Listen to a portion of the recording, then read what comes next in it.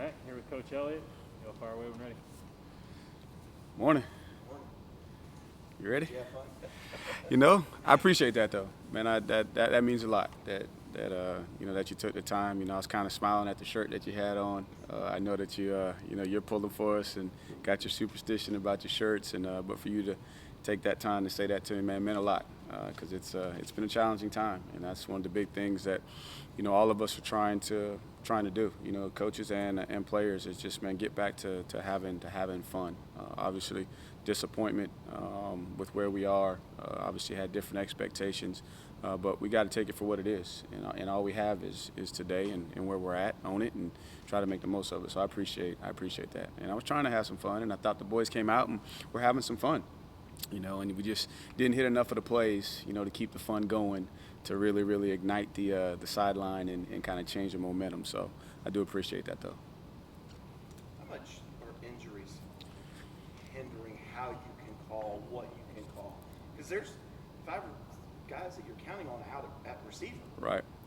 There's things that you want to be able to get to, but you understand, kind of who you're working with too, and where they are. So you're more trying to put together a plan, based off the personnel that you have available to make sure that you put them in position and not overwhelm them. So by the time we get to Saturday, it's not as much of a challenge, as long as we know kind of who we have, throughout the course of the week.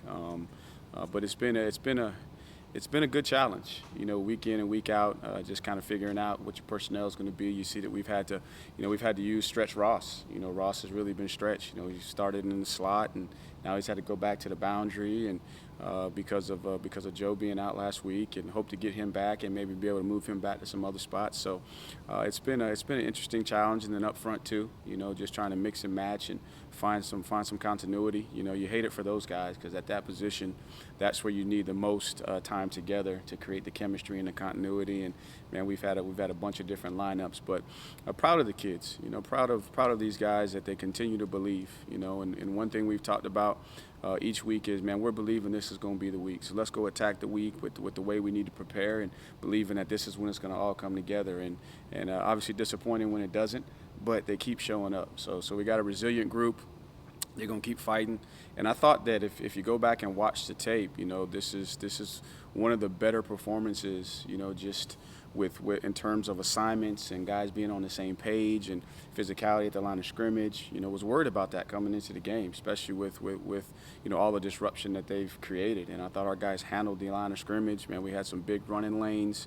We just needed to make a few more plays.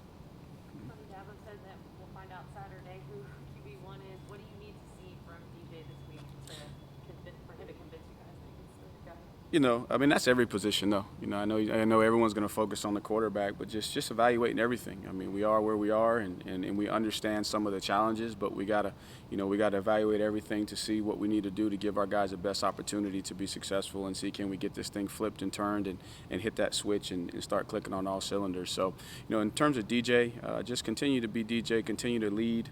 And just continue to make the decisions and do the little things right. And I thought he did some good things in the game. He made some great throws. Guys got to make catches for him. But there's a couple of decisions that one ball he threw up on a third down situation. Like to see him throw it out of bounds. So biggest thing was encouraged by Taisun. Taisun jumps right in there. Hasn't had a ton of time. He jumps in there and leads us on a drive to go get points. So just going to evaluate everything and see what we need to do to put together the best plan to go beat Florida State. That's the focus there.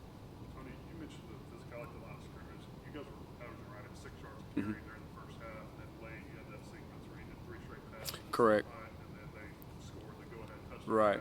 What was the thought process? So the thought process there is we're always checking if we're balanced run pass on first down, right? So we try to stay balanced so we don't have a tendency there, and was going with a quick little play action to J. Ross on 1st and 10. And then DJ throws a good enough ball to be caught, and Bo doesn't come down with it. So we go to 2nd down, and, one of the 2nd down calls that I had was kind of the little fork route into the boundary, and it was there. And then, we just have a miscommunication, and we slide too far, and we give up pressure, and then he has to unload the ball to a Joe, and then now we're in 3rd and 10. So coming out, it was more, let's switched up a little bit, low play action, didn't work. Now we're in 2nd and 10. Could have ran the ball But I felt like, hey, this is going to be there. And it was there. We didn't protect it right. And then he had to unload the ball real quick to Ajou, a little bit outside. We don't catch it. So we would have been in 2nd and 5, and then it would have been we would have been in a different situation. But we don't complete it. Now we're in 3rd and 10. So it wasn't nothing major other than let's stay aggressive. You've been running the ball good. Maybe a play action will be there. Maybe they'll bite up. And we didn't get it. Tony, I'm guessing you're seeing the guys make the plays they're not making in practice. Is there any kind of frustration that it's not translating from out there to games? Right. I think everybody's frustrated with that, and the players in particular, because man, you go watch Ross in practice, man, and it's a show, and same thing with Bo and Ajou. It's just, I think in terms of the young guys, right, there's a difference between practice and game speed. Things happen a little bit faster. Bullets are flying. Kind of like just using a military reference. That's why you gotta train. With the sounds going off around you. So I think there's a little bit there. And then Ross too. Ross is Ross, and he's gonna be unbelievable. He's just hadn't played football, and so he's got to get that back under his legs. So it's a little bit of frustration. I think the guys are not making no excuses. We're just trying to figure out what it is. We've really challenged them. Mentally from the time we leave here on Thursday to make sure that Friday, all through our walkthrough and our game prep, when attacking your tips and reminders on Friday night, just being locked in the entire time, so that you can go out and play free. Now you're about to ask something. Well, yeah, I was just going to say, DJ on the 3rd drive looked like a different DJ. DJ on the last drive after Tyson came in looked like some of the best throws of the day on those 2 drives.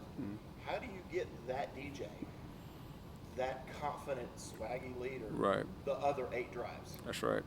I think part of it is too, guys got to make some plays for him, and then I think he's got to trust his protection. I think there's times where when he's not thinking about that kind of stuff, you see what everybody's seen, but when he starts to think about that, then and I thought the protection was good for the most part, especially in the first half. Man, the guys had good clean pockets. He was able to sit back there with some time, and then there was one I know in the last drive. I think it was the last drive where he kind of flushed when he didn't need to, got spooked there. So we just got to continue to coach him through it. Try to put him in as many situations in practice as we can, and trust me, he's getting tested with those situations. And then he just has to trust, like I said, just trust the process. Don't try and do too much. Don't try and put it all on your shoulders. And then just trust that the guys are going to make the plays. And I think when the guys don't make the plays, then you start to press and you try to make it for him, and that's what he can't do. He just has to put the ball where it needs to be and trust that his guys are going to make plays. And then the guys got to believe that they can make those plays consistently for him. I think y'all, on that touchdown drive after he came back in, y'all were pushing the pace. Yeah, more 2-minute. We knew that we had to get a couple scores, so we went more of a 2-minute pace, just pushing the pace, trying to see could we get the ball down the field quick to be able to get it back.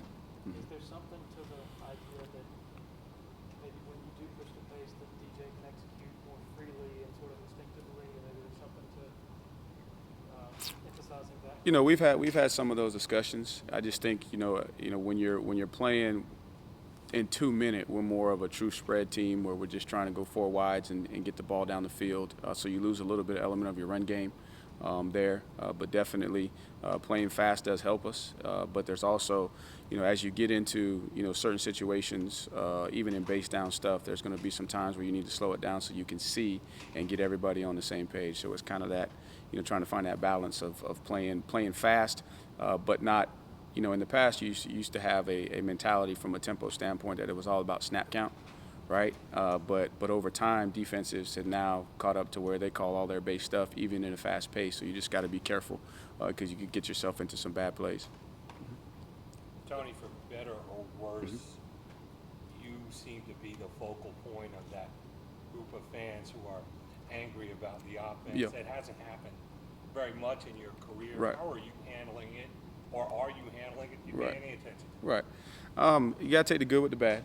And I understand that they're frustrated, and I don't blame them for being frustrated. We're all frustrated because we're not performing it. So I own it. But at the same time too, I don't listen to it. I don't pay attention to it. But I respect that there's a place and a platform for them to have their opinion. I respect their opinion, but I'm really just focusing on the guys in the arena because at the end of the day, it's us that's going to get us out of this situation. And I believe that if we can, focus on we still got a lot to play for. Everyone's, I got the question, about the playoff and all of that, but, we've had a string of 10-win seasons around here too, that we want to continue to push for. We got a lot to play for. We got seniors, man. This is their last go round, right? They got a lot of pride and they got a lot of blood, sweat, and tears equity in this program, that I'm focusing on. So, hey, what I would say to them is hey, I respect your opinion, right? You have a platform for it, and I wish that things were not the way they were. But at the end of the day, I know one thing, that everybody in this building, everybody in this program is working extremely hard, trying to persevere through the adversity, because we believe that this is going to reveal the true character of the program. That the program before, all those people that are upset with me, there was adversity that brought about the success, and so we understand that, and we're going to stay the course and keep working. And I understand also too that I'm accountable for it, so I'm not running from that. I'm not shying away from that. And I got 5 more games, and then we'll see kind of where we go. But I'm taking it one game at a time, and we're working our tail off and trying to do the best we can. Yep. Tony Tyson, in your past 2 games played, I think it was just a snap against Syracuse, 2 drives against Pitt this weekend. What kind of look does he bring in? Do you plan on, if he's not the starter, getting us some time against Florida State? Ask that question again. Tyson. Oh, Tyson. Yep. Getting in. What kind of look does he bring in? Playing the past 2 games, if he's not the starter, he's like hoping Right. to get in against Florida State. So each week we've had a little bit of a package, and it kind of goes as the game goes. And the decision there was, man, he could possibly bring us a little spark, and he did. And you saw what he was able to do. He was able to pull the ball down, extend some plays, and I thought he did a good job of managing the system, which is something that we needed to see. So he'll definitely have a package, going forward, depending upon how it all, shakes out by the end of the week. But just happy for him to have that success, to have that confidence. Man, I thought he made some good decisions, especially on some RPO stuff, which gives everybody confidence. So he'll have him a package. First interception that you did. Yeah. Play So what we're trying to do there is try a little tight end dump, and they brought field pressure. And the way we had our protection set, they run us hot because we were releasing everybody and using the back as a play fake. So we were in 5-man protection. They brought pressure away from the protection. So he flushed. He could have held it a little bit longer to see if the tight end was going to come open and then throw it away, but he kind of flushed it, and we had some outlets on the outside. And so he was going to the right person. He was doing the right thing, but he either needs to throw it out over the top for J. Ross to go get it, or he's got to throw it away. Yep. Tony, Florida State this weekend, obviously, their defense is always loaded, it seems like, and they seem to be playing a little bit better than they have been at the start of the season. It's Clemson, Florida State. So records are out the window. This is Clemson, Florida State, and we didn't get to play them last year. So there's going to be some excitement there. Defensively, it looks like they're lining them up and just letting them play and letting their athletes be athletes, and they look a lot more confident, sound in what they're doing. They got good depth at the first and second level. I know they've been banged up in the secondary a little bit, but they roll their linebackers. There's no drop off. They're athletic. They got some big D linemen, then they got some athletic D linemen. They get pressure, with 4. So it's gonna be a good challenge. And I made the comment to the staff that we got maybe 2 classes of guys in here that have never played against Florida State. So they may not quite know, the rivalry and how important this game is to both sides. So we got to help educate them at the same time too, and not make it bigger than what it is, but it is the biggest game of the season. You were part of that. Were you part of that 03 team? I was a part of that 03 team. Yes. So yes, that's right. What did that mean to you? Is that why you're talking so vividly about what it means to play Florida? Yeah, I was also in that locker room at Wake Forest when we lost right before them too, and that's one of the few times in my career where I actually stood up in front of the team and challenged them. I remember that vividly. And but Clemson, Florida State, it was Florida State's conference it was our conference, then Florida State's, and then we had to go kind of take it back, and so all those who have been around here for a while know, the rivalry between. And so I was on the other side when we couldn't beat Florida State, and you were always, they were the hunted. And then we flipped the tide, and then we became the hunted. And now, both of us are trying to get back to where we want to be. So it's going to be an exciting game. It's going to be a lot of fun. Hope all the fans show up and create a good atmosphere to help our guys, rebound and bounce back and go play for what's at stake.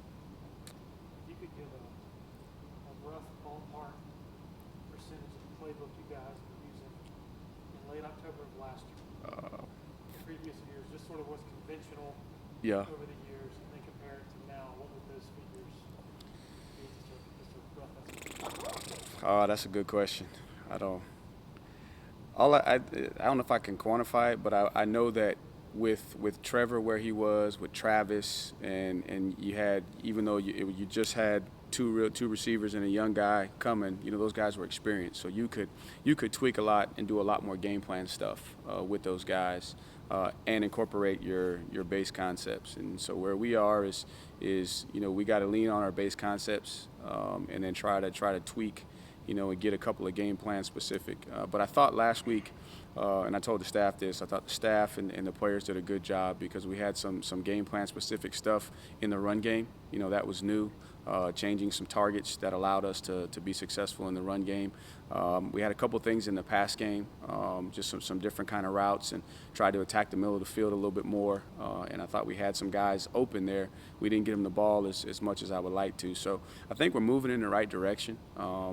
Just the biggest thing is the depth and the consistency of guys and being able to, add those tweaks from a game plan specific standpoint each week. And that's probably more what you had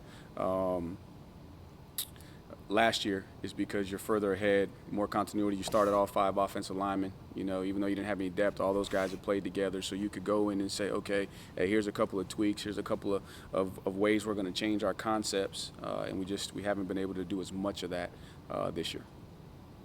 How often does Shipley catch that ball? It seems like How often? I think he catches it 9 out of 10. 9 out of 10, and man, bless his heart. He was upset after the game, and but that's one of those deals right there, and we got to coach him through it. Hey, you're open. Don't let that thing get in on your chest. Ball gets behind your eyes. Fundamentally, it's hard to see that catch. You attack it, you get your hands out in front. Now your eyes see your ball to your hands, and that's a 60-something yard touchdown. And then also too, I think it was the second drive. Man, he spits out of there and he trips. If he keeps his feet up, he's gone. So just those are some of the things, that we got to coach these young guys through. There was another run that CJ and I were looking at, and it was a 4-yard run, but he picked his feet up and jumped when he didn't need to jump, which allowed the defender, to clip his foot, where if he hits the gas right there, he's going to be to the third level, So just those are the things that especially with some of those young guys that we got to play through. Like, was it the first play of the game? Ajou comes off and he strikes the guy, but the play's not over. It's a long developing play on the screen, right? And even though it's a run pass, you got to block for the entire the completion of the play. So then he butts the guy, he doesn't finish it, and then we end up with a TFL, on the first play.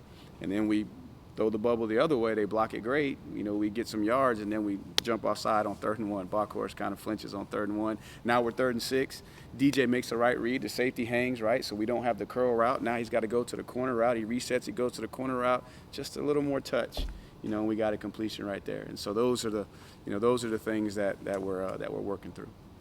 with this Joe and his blocking, I think later in the game he maybe put the wrong guy at first. So we had a little game plan adjustment there based off of their coverage, and so it was an either or, and he got the or. He was expecting the either, and he didn't adjust quick enough, and that's what that was. Yeah, and again, that's things that a guy would experience, is able to work through. He's got to see that. Even though you show it to him in practice, it happens faster in real time. And he didn't make the right adjustment there. Yep. You and Dabo said that there are things you can do to try to help players perform better, but when it comes to this much of a mental barrier and guys just thinking, what do you do, what can you do in that aspect? First and foremost, my approach every single day, making sure that I'm not putting more pressure on them than is already on them. Help them from a film standpoint, a practice standpoint, encouragement. Like, man, look, praise. A lot of times, the routine stuff, you don't say anything about it because it's expected. But now I gotta praise that to give them confidence, and then just make sure that my demeanor and my approach is giving them the energy that, man, hey, you can do it, we can do it. I believe, right? You believe, and just keep working, and it's going to happen. I think that's the biggest thing we can do right now to help them. You mentioned that 03 sort of turnabout Mm-hmm. after the weight game. Y'all were 5-4. 5-4. Turn it around. Yeah. Coaches mentioned it to him. He's talked about it. From his perspective, I haven't said as much because he's addressed it, but I'll mention something to the team because I was a part of that. And, at the end of the day, and what my message will be to him, right, is what flipped there in 03 is us as players said, you know what, we just going to play for each other, right? We're going to play for each other. We ain't going to play for anything else. Play for the love of the game, play for each other, and see what happens. And that's kind of that being free, like stop. And that was my message. I don't know, Ross, if you were in the locker room afterward. That was my message to the guys. I said, at the end of the day, football, what it really boils down to is the love of your brother, right? Playing for the man next to you. That's why you play. Of course you want to win, but you play for the love of the man next to you because it's 11 guys all having faith in each other that we're going to be able to come together to accomplish a task. And in order for me to do my job to the best of my ability, right, I got to have accountability and I got to have love for the man next to me. I can't be playing for anything external, right? And I really can't be playing for a scoreboard, right? I believe that my play, if it's directed towards my teammate, right, and it's reciprocal, then we're going to do what we need to do. We're not going to be perfect, but then we're going to get the results that we want. That was my message to the guys, afterward. That 1-1, we're not going to quit, right? That's not what we do. That's not a foundational principle in our program, right? We don't quit. This program is built off of a belief in self, a belief in team, and no quit.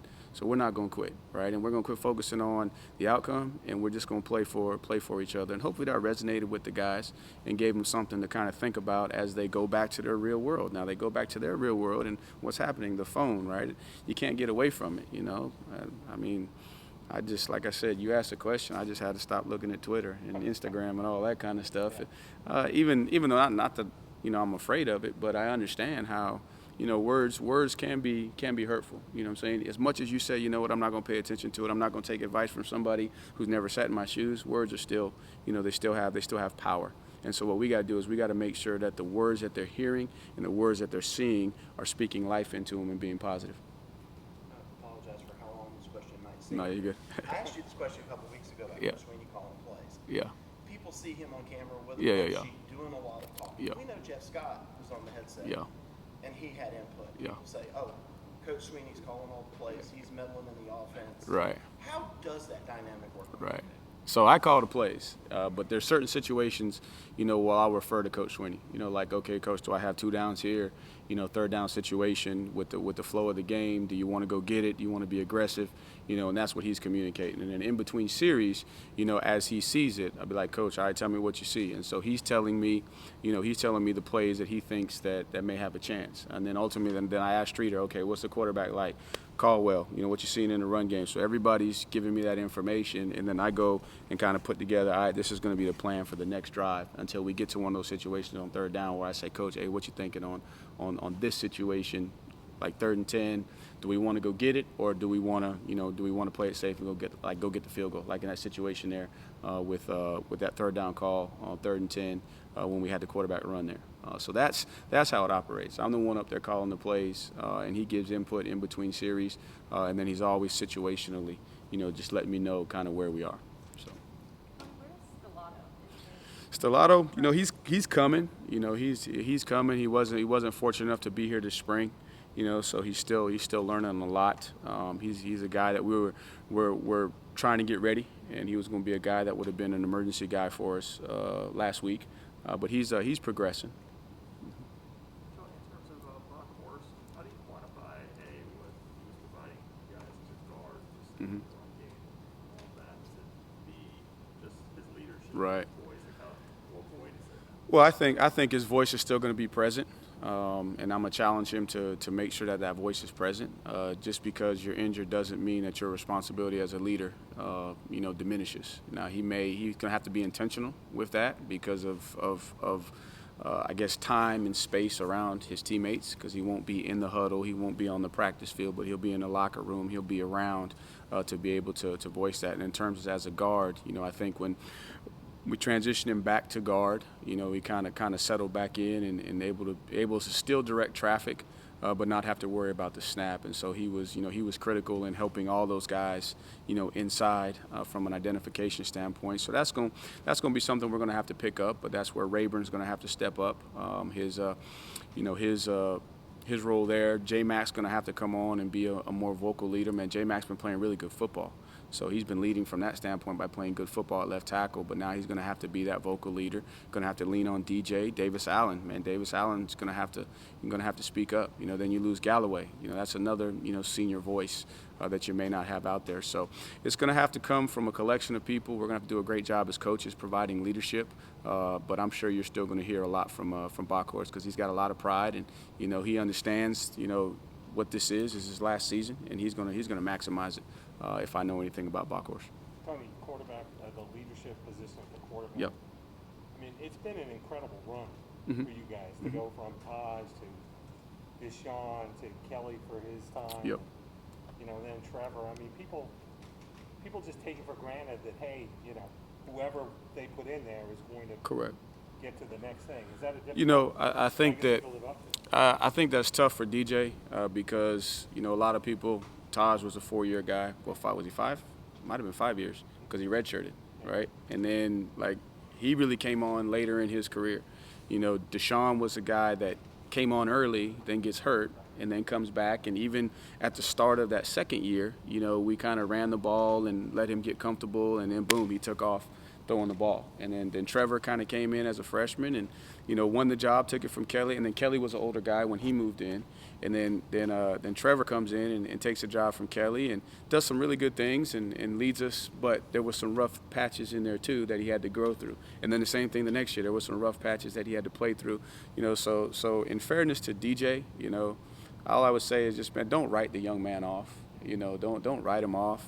Let's let him be DJ. Let's stand by him through the adversity and watch him grow, because I believe, just as everybody in this program believes, that you're going to see, right, what he's capable of. Just like you pointed out, man, there's some really, really good things that you're seeing. He's trusting for the most part, his development process, right? So he's trusting it. We just got to continue to work day in and day out, and then the finished product is going to be something special. So be upset, be angry, be frustrated, because obviously we're not living up to the expectations that everybody has. But don't write that young man off. Man, Big Cinco's he's got too much to him. He's got too much character to let this be what defines him. He's gonna write the book and finish it the right way.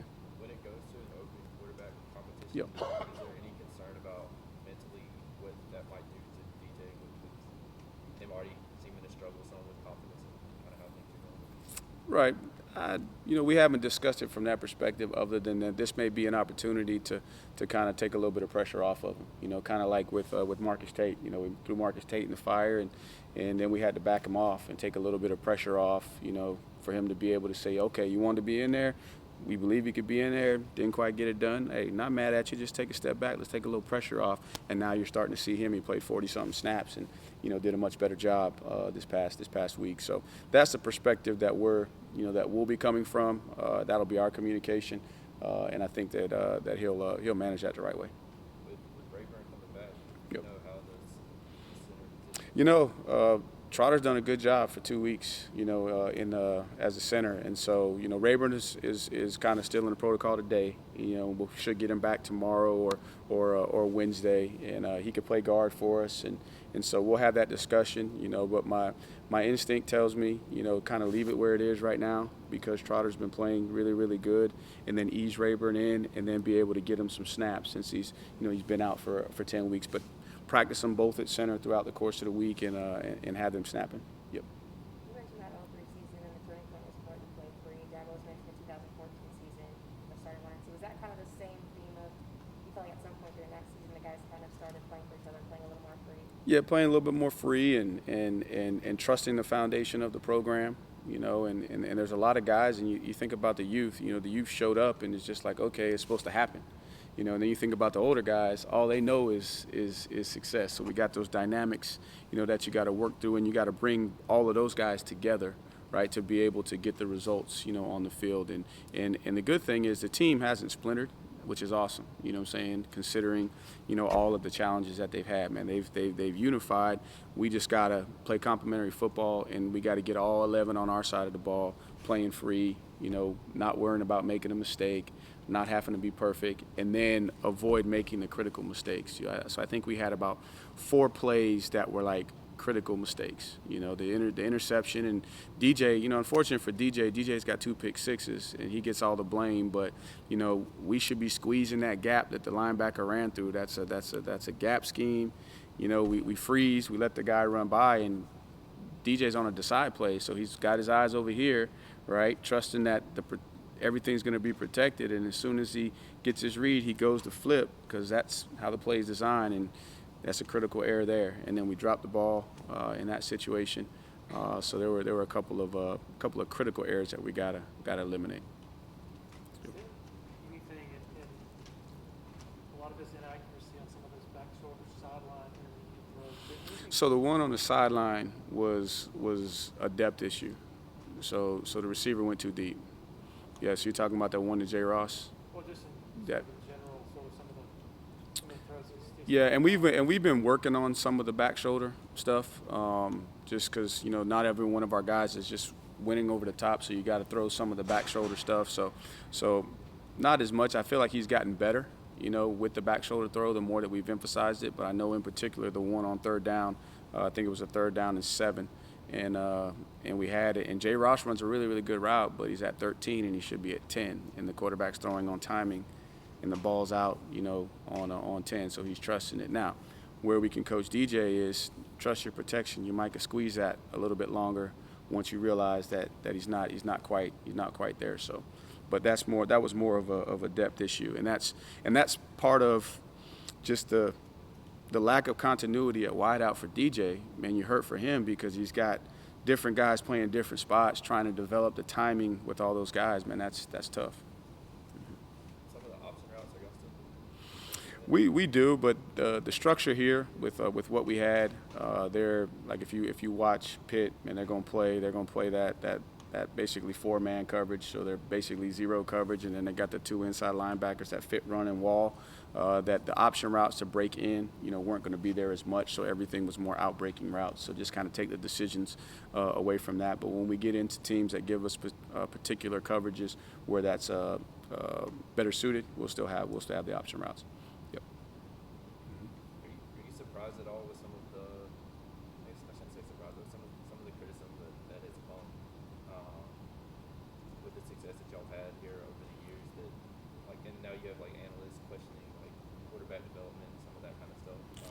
Does that frustrate at all with some of the success that y'all have had over the years? You know, I look at it, and I guess the way I convince myself is I know they're paid to say some of those things to create that. But I also know too that we've always been in a situation where people want to criticize Clemson. Right, wrong, or indifferent. You know, they want to criticize Clemson, and when with the success that we have, never felt like we should have been there. You know, and so it doesn't surprise me, but also too, you know, you get frustrated sometimes. I don't hear much of it, but there's some comments that people are making that you can tell that they're not educated on the comment that they're making. Those are the ones that frustrate you. But at the end of the day, we gave them the ammunition to say it, so. You know, we got to own it, and all we can do is go back, and it's a what have you done for me lately business. It's a what have you done for me lately world. And right now, you know, we haven't done enough for them to say nice things. So I understand it. But some of the stuff about not being able to develop quarterbacks, that's all I'm gonna say. Any questions for Coach from Zoom?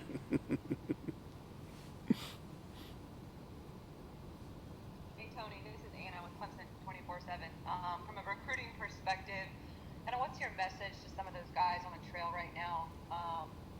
Just that you guys are in a rough patch, and you guys are working through it. Don't buy the lie, you know, because you're going to get beat up in recruiting by all the other schools that are going to say things. And what I do know is that we got a proven proven formula, proven plan, and right now we're just, we're going through a time of adversity, but on the other side is going to be something really, really special. So just weather the storm. Don't bite a lie. Ask the questions you really want to ask. Don't take anybody else's word for it, and then just do your research. Coach Sweeney, 6-7, said what?